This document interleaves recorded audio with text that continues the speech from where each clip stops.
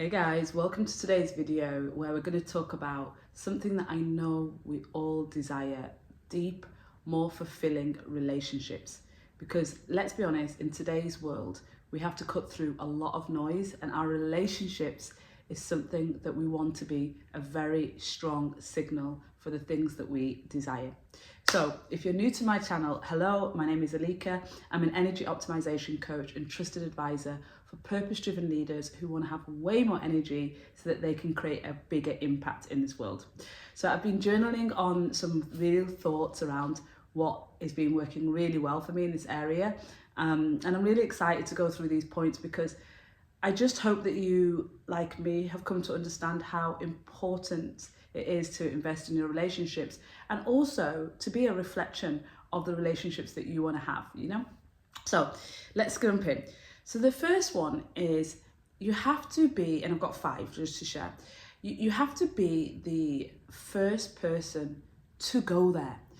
It's so funny, I was having this conversation with one of my clients and she's like, I would say typical Scorpio. She's got this dark side to her that is just mysterious and has also learned to kind of stay in the shadows. But that's exactly the side of her that I know that we love, that we want to bring out. And it always comes with that fear of, can I be accepted as who I am? And there's something that I have in my personality that allows me to always just go there, to say that thing that no one's been saying, to just be that person. And so in my connections, I've been noticing recently when I've just, you probably know, moved to Dubai and I'm expanding my Singapore and Dubai business. And Dubai is like, it's like networking here is a hobby. So in Singapore, shopping and eating is a hobby. In Dubai, networking is a pastime. And of course, there are all different circles, you know, there's the families and all of that, and they all have different things. But I think because people really come with that like land of opportunities, the networking, it is a thing, it is a hobby. And so I have learned that I do not feel comfortable with the surface level conversations. And so for years, I've really allowed myself to be the person that just goes deep. And I always say it to people, I say, I only do deep. You know, and I always hear, oh, that's deep. And so that's why I've got this like mantra, I only do deep, because I'm okay with it. So, you know, when you go to networking, this obvious phrase is like, you know, where are you from? Or how long have you been here? And all of that. And I'm okay with all of that. But I don't want that to be my go-to statements. So one of my go-to statements is, how do you spend your time? Because the truth is, whether you're a housewife, whether you're a CEO, whether you're an entrepreneur, you're all going to have a different value on what you put on your work. I know entrepreneurs that, you know, that they're doing a business that they got into with a co-founder, and it's not their soul alignment, but they're still excited about this building with somebody else. Whereas I know people like me who are like, this is my soul's work.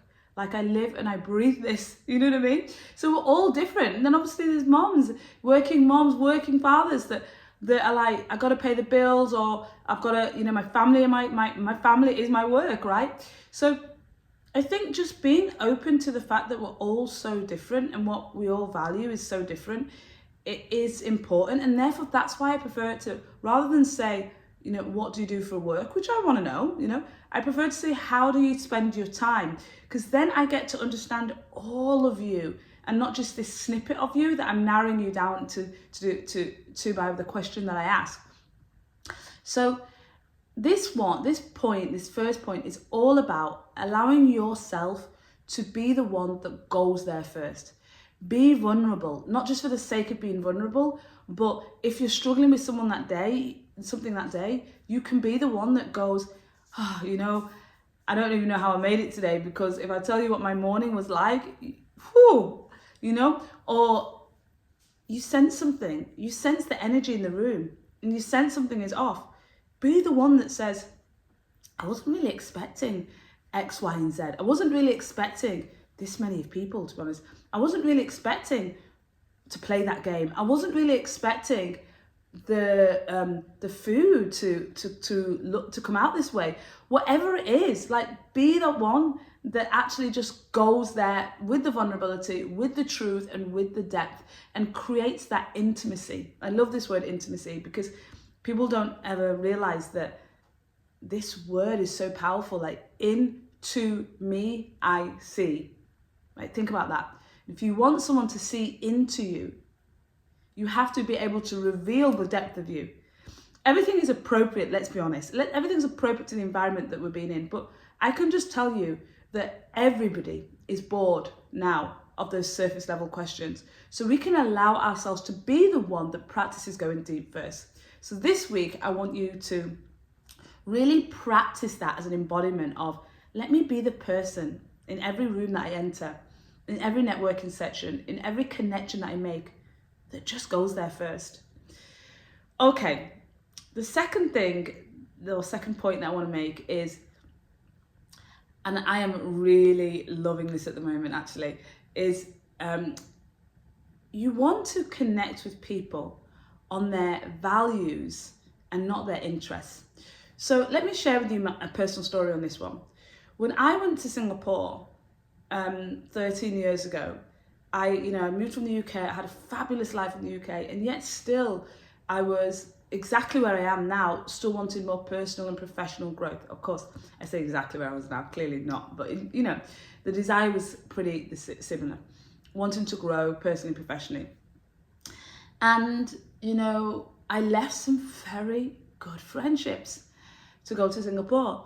So I know at that time, the first thing that I thought was just connect with people. Just connect. So I connected with my colleagues at work. I connected on nights out with people. I connected through my partner at the time's colleagues at work. I just connected. And my connection there was based on, like, if I think about work, it was, we're all going out after work for after work drinks. Or my colleagues' friends because they work with my colleague. Or the people in my condominium because they live there. There were similar interests, like, I was running at the time, I was going to the gym. I wasn't really meeting, to be honest, much people there, because I think, in Singapore, when you go to the gym, it's like, I need to go to the gym, get my stuff done and go back to work and all the other things outside of the gym. But it was very much based on connection from interests and similarities and being thrown into the same situation. You better believe my scenario now in Dubai, I've had so much time to reflect on relationships, and I am like values only. So I am meeting some amazing people. I'm meeting some wonderful people. People are loving my energy, and they're also like, oh, let's do this, let's do this, let's do this. And I say this a lot in my other videos. You don't need to be the person that always needs to verbalize sometimes what you don't want. You can energetically say no. You can energetically put your boundaries. So for example, I can think specifically of one dinner that I went to, and there was a girl that really wanted to connect with me afterwards. And I just could tell that we were not the same in terms of the things that interested her. The things that she talked about were very much the hustle culture of her working environment, the winding down from that hustle. And I used to be that person, so I know it so well. Whereas I'm all about peace, harmony, nature, deep, meaningful conversations, the depth. And on that dinner, I didn't see any of that depth. In fact, what I saw was a lot of racing around and that busy energy.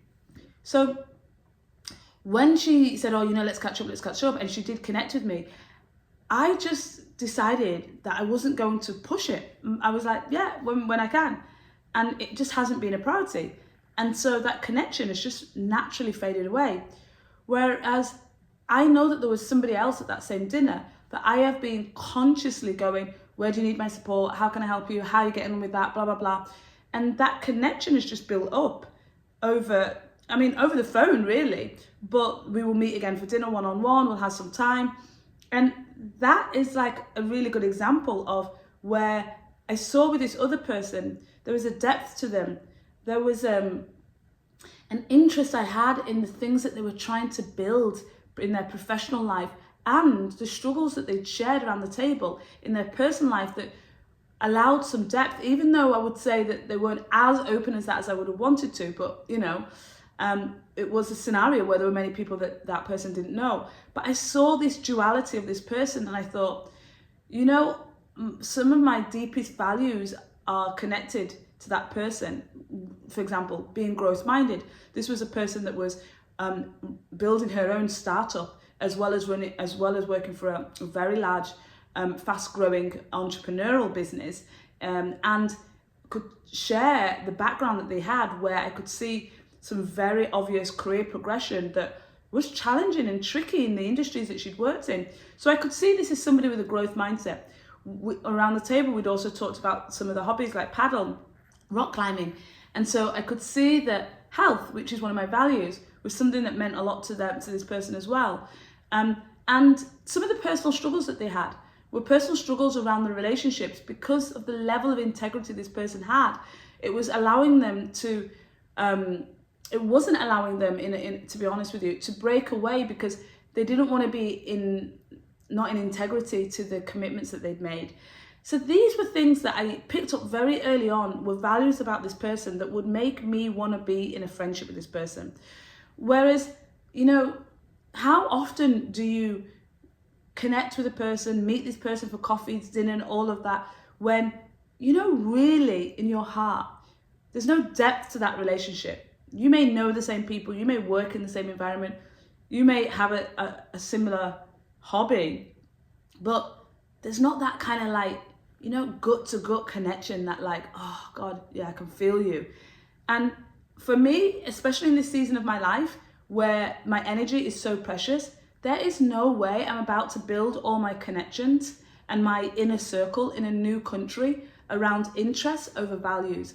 So I ask you to look at, firstly, do you know what your values are, the things that are really important to you, that you can see are where you spend your time as well? Because we say we have values, but we spend our time elsewhere. Are these really have you got clarity around your values? And if you've not, I would say that that's a deep exercise that you want to do. It's something that I really work with at the very beginning level with clients on the Health Concierge, and then I go deeper when I start looking into their human design. But you want to know that, because then you can align your friendships, your relationships, your intimate partnerships to that. So this one is a really important one. Okay, let's move on to the third one that I wrote.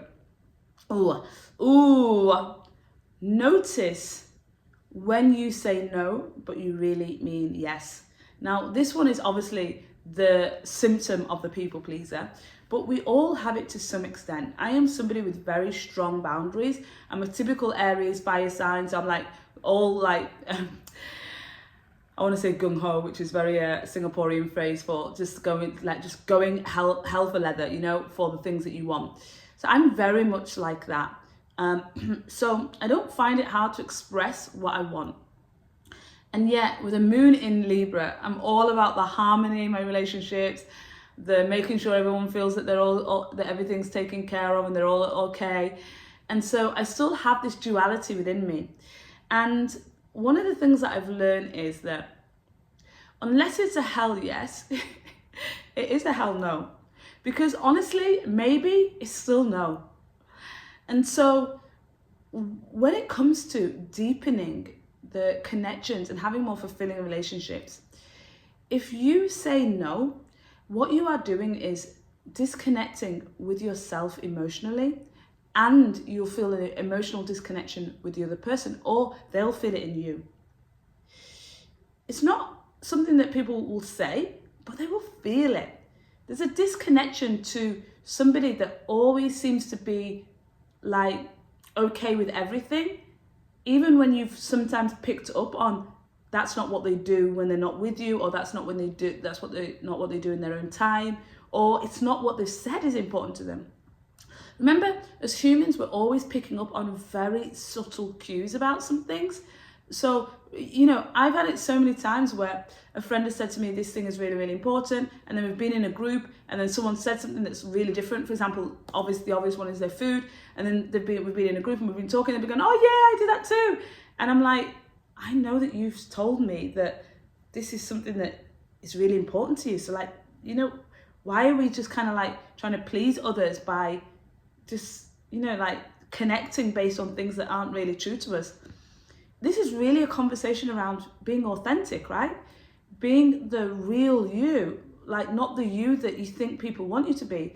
And I know that for those of you that know your human design and have the open heart center, that can be so hard not to chameleon, to be that person that you believe the others need you to be, and to not really like just stay true to yourself. And think about all the ways that shows up in terms of like your diet, or you know, how you want to fit in your exercise, or your commitments at work and your commitments at home, you know, and how many hours you work.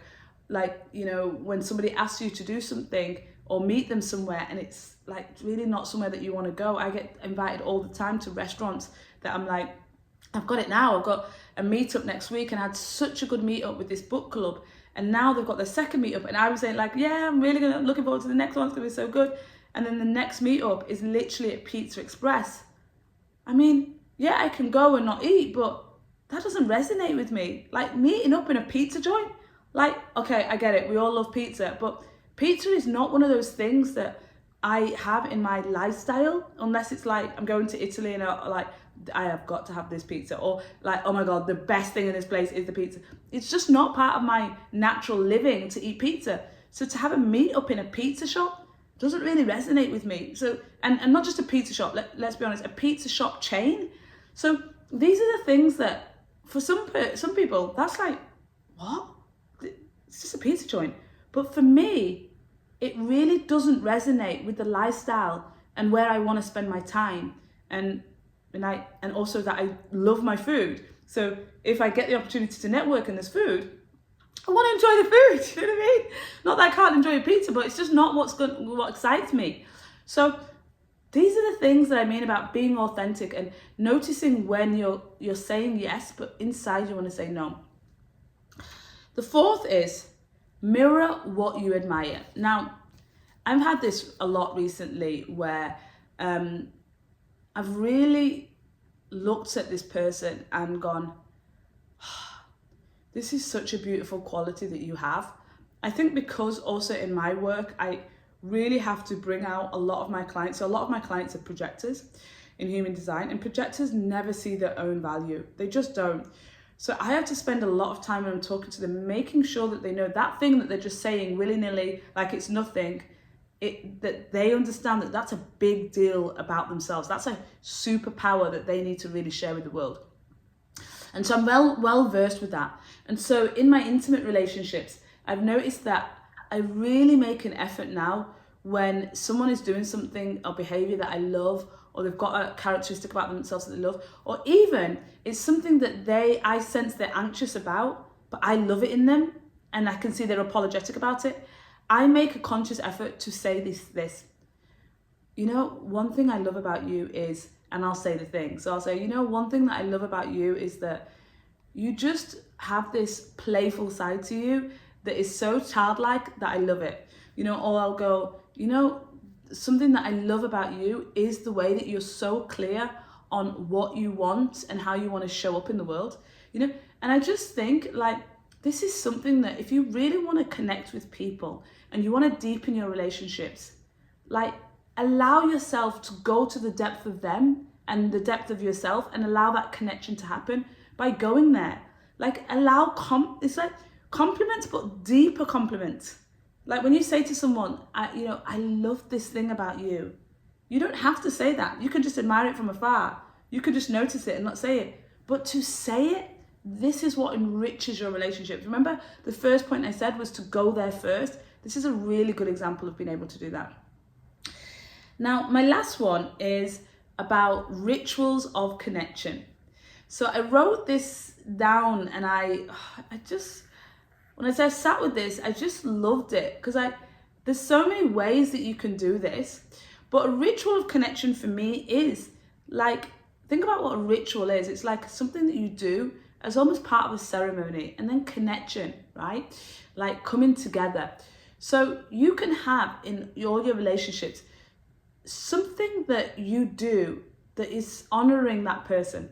So for example, one of my best friends, She says to me, oh, Elika, oh, don't, the voicemails, I don't like the voicemails.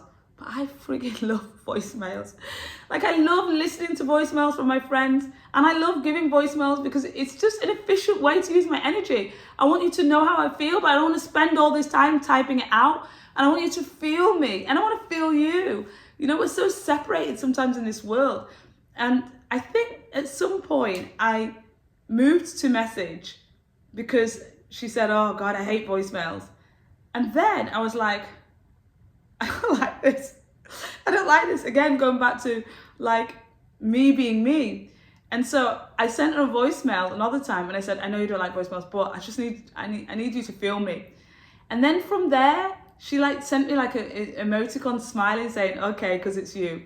And from there, it was almost like we went back to voicemail, and I felt like she met me where I was. Like, I felt like she knew that I wasn't doing it to annoy her, but she adjusted herself to me, knowing that if I could, I would, but it just wasn't really connected with me just typing all the time. So something about that I thought was really beautiful in terms of a connection ritual. Another connection ritual can be like places that you go. Like, I have friends that I meet, and I know that they love, like, you know, the certain foods that I love, or the certain things about how I live my life. So I go there, like, I'll take them. In fact, when I first moved to Dubai, there was a girl that I met up with that I hadn't seen for about 5 years, and me and this girl had just like connected so well in Singapore, and she moved here. And honestly, it's crazy. I literally walked into a tea shop and she was there. So it was like, okay, God, I got it. We're going to be good. And so she was with friends and I was with someone, and we said, okay, we've got to meet. So she arranged a breakfast meet with me, and she took me to this beautiful Middle Eastern breakfast joint. And as I sat down and I looked at the menu, I was like, oh, this place is so good. It's so homely. She was like, yeah, they make all their own things and they make this and this. And she was going through all of it with me. And I could just tell that this girl knows my heart, knows me, and had chosen this for the things that she loved, but also the things that connect us together, which, you know, she used to be a bikini model. She's very into fitness and health and well-being and spiritual practice. And just, she's very holistic. And she knows that I'm like that as well. I'm very holistic in my lifestyle. So there was that connection because, you know, that could be a ritual where we could meet in that same place easily and we'd bond over it. So you got to find your thing. Maybe it's like the evening walk that you do with your partner. Maybe it's the time that you spend with your kids, like play date with your kid. You know, there's so many different ways that we can deepen our connections, but I think we really have to think about, you know, what does this person want and how can I deepen my connection with them in a way that serves me too, by creating that ritual around something that we both share. So those are the 5 things. And just to recap, so be the one that goes there first. The second was like, look for shared values over shared interests. The third was notice when you say no, but you really want to say yes. And the fourth was mirror what you admire about that person. And the fifth was create rituals of connection. And I just know that even if you just decide this week, I'm going to take one of those, you are going to see how you deepen the connections that you have. You create more meaningful relationships because you also clear space from those relationships that are not deep, that are not very meaningful, and therefore you allow your time and your energy to go towards those that are more meaningful relationships, and you then deepen them. I just know this is going to be so beautiful for you. Now, if you've liked this video, please give it a like, thumbs up, so that more people can find me and really get to understand this powerful understanding of managing one's own energy and creating a lifestyle around it. If you generally like to hear more about the lifestyle habits and hacks, then subscribe, what you waiting for, so you can be notified of the next one. And I always just say, honestly, if you are not on my newsletter, you should be, because that's where I share like my own energy audit process that I do, using my roadmap, right, the energy reset recipe, where I look at the 4 pillars of my life where I'm leaking energy, and I share just the habits and behaviors and things that I'm learning also when working with my clients around how we can all conserve and manage our energy more efficiently. Because if you don't know already, energy is your most valuable currency. So you want to preserve it, you want to nurture it, and you want to expand it. So I hope you enjoyed this, and I will see you on the next one. Take care.